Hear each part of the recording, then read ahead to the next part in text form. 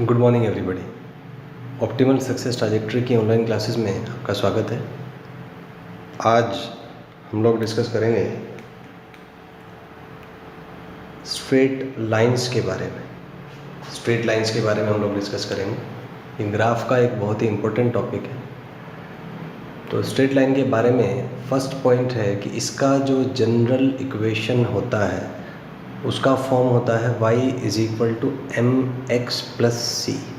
यहाँ पे y और x दो वेरिएबल्स हैं और m और c कांस्टेंट है। तो जो जनरल इक्वेशन होता है किसी स्ट्रेट लाइन का दो वेरिएबल्स x और y में, वो होता है y = mx + c। यहाँ पे एक चीज़ हम देख सकते हैं कि x और y दोनों का डिग्री 1 होता है। आप देख सकते हैं y की पावर 1 है, x की पावर भी 1 है, तो दोनों का जो डिग्री है वो 1 होना चाहिए, या x और y में से कोई एक ही प्रेजेंट होना चाहिए।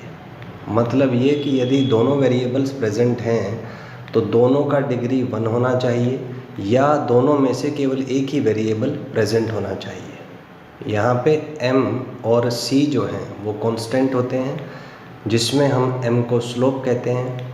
स्लोप का कॉन्सेप्ट है, मान लीजिए ये मेरा x एक्सिस है, ये मेरा y एक्सिस है और ये मेरा स्ट्रेट लाइन है। मान लीजिए कि ये straight line plus x axis से एंटी क्लॉकवाइज सेंस में थीटा एंगल बनाता है और माइनस x एक्सिस से क्लॉकवाइज सेंस में अल्फा एंगल बनाता है। तो स्लोप को हम डिफाइन करते हैं as tan theta and it is also equal to -tan alpha.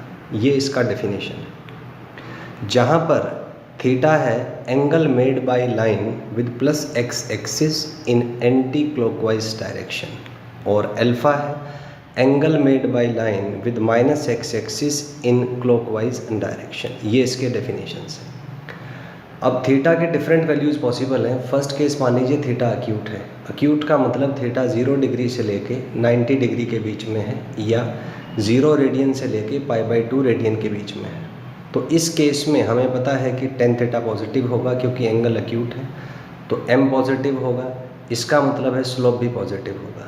इसका मतलब ये ग्राफ कुछ ऐसा दिखेगा। थीटा अक्यूट है तो ये 90 डिग्री से कम एंगल होगा, तो ऐसा कुछ स्ट्रेट लाइन का ग्राफ आएगा। उसके बाद अगर थीटा 90 डिग्री है यानी कि π/2 रेडियन, तो tan थीटा इन्फिनिटी को टेंड करेगा।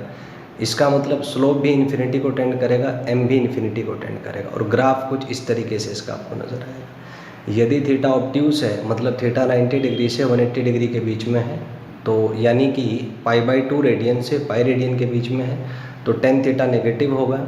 इसका मतलब m नेगेटिव होगा, इसका मतलब स्लोप भी नेगेटिव होगा, और इसका जो ग्राफ है वो आपको इस तरीके से नज़र आएगा। धन्यवाद।